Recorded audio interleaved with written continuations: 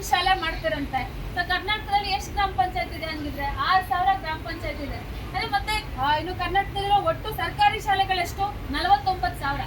ಹಂಗಿದ್ರೆ ಗ್ರಾಮ ಪಂಚಾಯತಿಗೆ ಒಂದೇ ಶಾಲೆ ಮಾಡ್ತೀವಿ ಅಂತ ಹೇಳಿದ್ರೆ ಇನ್ನ 6,000 ಗ್ರಾಮ ಪಂಚಾಯತಿ ಬಿಟ್ಟು ಇನ್ನ 44,000 ಶಾಲೆಗಳು ಎಲ್ಲಿ ಹೆಂಗಿದ್ರೆ ಆ 44,000 ಶಾಲೆ ಮುಚ್ತಾವ 6,000 ಶಾಲೆ ಸ್ಟಾರ್ಟ್ ಮಾಡಕ್ಕೆ ಅಂದ್ರೆ ಅದನ್ನ ಖಂಡಿತ ನಾವು ವಿರೋಧಿಸ್ತೀವಿ. ಇವತ್ತು 6,000 ಶಾಲೆ ನಾವು ಚೆನ್ನಾಗಿ ಮಾಡ್ತೀವಿ, ಒಳ್ಳೆ ಬಿಲ್ಡಿಂಗ್ ಕೊಡ್ತೀವಿ, ಇನ್ಫ್ರಾಸ್ಟ್ರಕ್ಚರ್ ಕೊಡ್ತೀವಿ, ಫೆಸಿಲಿಟೀಸ್ ಕೊಡ್ತೀವಿ ಅಂತ ಹೇಳಿ ಆ ಹೆಸರಲ್ಲಿ KPS ಮ್ಯಾಗ್ನೆಟ್ ಅನ್ನೋ ಹೆಸರಲ್ಲಿ ಇವತ್ತು 40,000ಕ್ಕಿಂತ ಹೆಚ್ಚು ಸರ್ಕಾರಿ ಶಾಲೆಗಳನ್ನ ಮುಚ್ಚಕ್ ಹೊಡ್ತಾ ಇದ್ದಾರೆ. ಇದನ್ನ ವಿರೋಧಿಸಿ ಇವತ್ತು ಹೋರಾಟಗಳು ಬೆಳೆಸ್ತಾ ಇದೀವಿ. ನೀವು ಗಮನಿಸಿದ್ರೆ ಸ್ನೇಹಿತರೆ, ನೀವೆಲ್ರಿಗೂ ಗೊತ್ತು ಇವತ್ತು ಸರ್ಕಾರಿ ಶಾಲೆಗಳು ಅಥವಾ ಶಾಲೆಗಳು ಬರೋದಕ್ಕೆ ಹಿಂದೆ ಕಾರಣನೇ ಹಲವಾರು ಮಹಾನ್ ವ್ಯಕ್ತಿಗಳು ಇಡೀ ಲೈಫ್ ಸ್ಯಾಕ್ರಿಫೈಸ್ ಮಾಡಿದ್ದಾರೆ. ಸಾವಿತ್ರಿಬಾಯಿ ಫುಲೆ, ಭಗತ್ ಸಿಂಗ್, ನೇತಾಜಿ, ವಿದ್ಯಾಸಾಗರ್ ಇಂಥವ್ರ ತ್ಯಾಗದಿಂದ ಇವತ್ತು ನಮಗೆ ಶಾಲೆಗಳನ್ನ ಬಂದಿದೆ, ಶಿಕ್ಷಣ ಅನ್ನೋದು ಸಿಗ್ತಾ ಇದೆ ಪ್ರತಿಯೊಬ್ಬರಿಗೂ. ಆದ್ರೆ ಇವತ್ತು ಅದೇ ಅವರ ಆಶಯಗಳಿಗೆ ವಿರುದ್ಧವಾಗಿ ಏನು ಶಾಲೆಗಳನ್ನ ಮುಚ್ಚಕ್ ಹೊಡ್ತಾ ಇದ್ದಾರೆ. ಇವತ್ತು ಯಾವುದೇ ಗವರ್ಮೆಂಟ್ ಬರಲಿ, ಯಾವ ಗವರ್ಮೆಂಟ್ ಕೂಡ ಸರ್ಕಾರಿ ಶಾಲೆಗಳನ್ನ ಉಳಿಸೋ ಅಂತ ಕೆಲಸ ಯಾರು ಮಾಡ್ತಿಲ್ಲ. ಬದಲಾಗಿ ಬೇರೆ ಬೇರೆ ಹೆಸರಲ್ಲಿ ಇವತ್ತು ಶಾಲೆಗಳನ್ನ ಮುಚ್ಚಕ್ ಹೊಡ್ತಾ ಇದ್ದಾರೆ. ಇದನ್ನ ವಿರೋಧಿಸಿ ಶಾಲೆಗಳು ಉಳಿಬೇಕಂತ ಹೇಳಿ ನಾವು ಕೆಲಸ ಮಾಡ್ತಾ ಇದೀವಿ. ಈ KPS ಮ್ಯಾಗ್ನೆಟ್ ಅನ್ನೋ ಹೆಸರಲ್ಲಿ 40,000 ಶಾಲೆ ಮುಚ್ತಾ ಇದ್ದಾರೆ. ಇದು ಆಗಬಾರ್ದು. ಈ ಯೋಜನೆನ ವಾಪಸ್ ತಗೋಬೇಕಂತ ಹೇಳಿ ಇದೇ ಡಿಸೆಂಬರ್ 13ನೇ ತಾರೀಕು ಹಾಸನದಲ್ಲಿ ಕನ್ನಡ ಸಾಹಿತ್ಯ ಪರಿಷತ್ತಲ್ಲಿ ಒಂದು ವಿದ್ಯಾರ್ಥಿ ಸಮ್ಮೇಳನ ಮಾಡ್ತಾ ಇದೀವಿ. ಈ ಶಾಲೆಗಳು ಉಳಿಬೇಕು. ಹಾಗೇನೆ ಹಾಸನದಲ್ಲೂ 1942ಕ್ಕಿಂತ ಹೆಚ್ಚು ಶಾಲೆಗಳು ಮುಚ್ಚೋಗ್ತಾ ಇದೆ. ಈ 40,000ದಲ್ಲಿ ಹಾಸನದಲ್ಲಿ ಇಷ್ಟು ಶಾಲೆಗಳು ಮುಚ್ತಾ ಇರೋದಂತದ್ದು. ಹಾಗಾಗಿ ಆ ಶಾಲೆಗಳು ಉಳಿಬೇಕಂತನೂ ಹಳ್ಳಿಗೂ ಹೋಗಿ ಇವತ್ತು ಜನಗಳ ಸಮಿತಿ ಮಾಡ್ತಾ ಇದೀವಿ.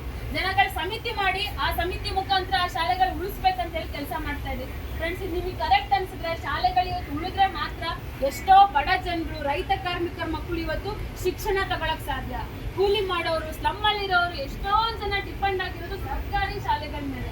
ಇವತ್ತು ಅದೇ ಶಾಲೆಗಳನ್ನ 6 ಕಿಲೋಮೀಟರ್ 7 ಕಿಲೋಮೀಟರ್ಗೆ ಒಂದು ಇಟ್ಬಿಟ್ರೆ ಹಂಗಿದ್ರೆ ಎಲ್ಲರೂ ಹೆಂಗೆ ಆ ಶಾಲೆಗೆ ಹೋಗಿ ಕಲಿಯಕ್ ಸಾಧ್ಯ? ಇವ್ರು ಹೇಳ್ತಾರೆ ನಾವು ಬಸ್ ಬಿಡ್ತೀವಿ ಅಂತ ಹೇಳಿ.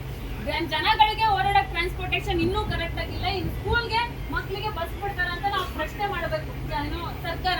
ಮತ್ತೆ ಇನ್ನೊಂದ್ ಕಡೆ ಅವ್ರ ಸರ್ಕ್ಯುಲರ್ ಅಲ್ಲಿ ಬರ್ಕೊಂಡಿದ್ದಾರೆ, ಈ KPS ಮ್ಯಾಗ್ನೆಟ್ ಸ್ಕೂಲ್ಗಳನ್ನ ನಡೆಸೋದು ಯಾರು ಅಂತ ಹೇಳಿದ್ರೆ ಸರ್ಕಾರ ಅಲ್ಲ, ಫಂಡ್ಸು ಸರ್ಕಾರದಿಂದ ಬರಲ್ಲ. ಬದಲಾಗಿ ಬೇರೆ ಬೇರೆ ಫೌಂಡೇಶನ್ಗಳ ಆಶ್ರಯದಲ್ಲಿ ಶಾಲೆ ನಡಿಬೇಕು. ಫಾರ್ ಎಕ್ಸಾಂಪಲ್ ಅವರೇನೆ ಹೊಂಗನೂರು ಅನ್ನೋ ಕಡೆ ಚನ್ನಪಟ್ಟಣದಲ್ಲಿ ಒಂದು ಶಾಲೆ ಓಪನ್ ಮಾಡಿದ್ದಾರೆ, KPS ಶಾಲೆ.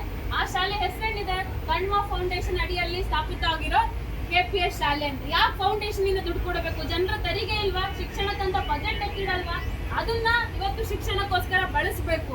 ಹಾಗಾಗಿ ಇವತ್ತು ಜನರ ತೆರಿಗೆನ ಬೇರೆ ಬೇರೆದಕ್ಕೆ ಬಳಕೆ ಮಾಡ್ಕೊಂಡು ಶಿಕ್ಷಣದಿಂದ ದುಡ್ಡನ್ನ ಇವರು ತುಂಗಾಕ್ತಿದ್ದಾರೆ ಅಥವಾ ಆ ದುಡ್ಡನ್ನ ಬೇರೆದಕ್ಕೆ ಬಳಸ್ತಾ ಇದ್ದಾರೆ. ಅದನ್ನ ನಾವು ವಿರೋಧಿಸ್ತೀವಿ. ಸರ್ಕಾರಿ ಶಾಲೆಗಳು ಉಳಿಬೇಕನ್ನೋದು ನಮ್ಮ ಹೋರಾಟ ಇದೆ. ಅದಕ್ಕೆ ನೀವೆಲ್ಲರೂ ಬೆಂಬಲಿಸಿ ಅಂತ ಹೇಳ್ತಾ, ಹಾಗೇನೆ ಈ KPS ಮ್ಯಾಗ್ನೆಟ್ ಶಾಲೆಗಳೇನಿದೆ ಅವರ ಸರ್ಕ್ಯುಲರ್ ಇನ್ನೊಂದು ಪಾಯಿಂಟ್ ಬರ್ದಿರೋದೇನಂದ್ರೆ ಈ ಶಾಲೆಗಳು ಸ್ವಂತ ಆದಾಯದ ಮೂಲನ ಹುಡ್ಕೋಬೇಕು. ಶಾಲೆಗಳಿಗೆ ಸ್ವಂತ ಆದಾಯದ ಮೂಲ ಎಲ್ಲಿದೆ? ಅವ್ರೇನು ಫೀಸ್ ಕಲೆಕ್ಟ್ ಮಾಡ್ತಾರ? ಸರ್ಕಾರಿ ಶಾಲೆ ಫ್ರೀ ಎಜುಕೇಶನ್ ಅಂತ ಹೇಳೋದಕ್ಕೆ. ಆದ್ರೆ ಸ್ವಂತ ಆದಾಯದ ಮೂಲ ತಗೊಳ್ಳಿ ಅಂದ್ರೆ ಫೀಸ್ ಹಾಕದ್ ಬಿಟ್ರೆ ಇನ್ನೇನ್ ದಾರಿ ಇಲ್ಲ. ಹಂಗಿದ್ರೆ ನೀವು ಫೀಸ್ ಕೊಡೋದ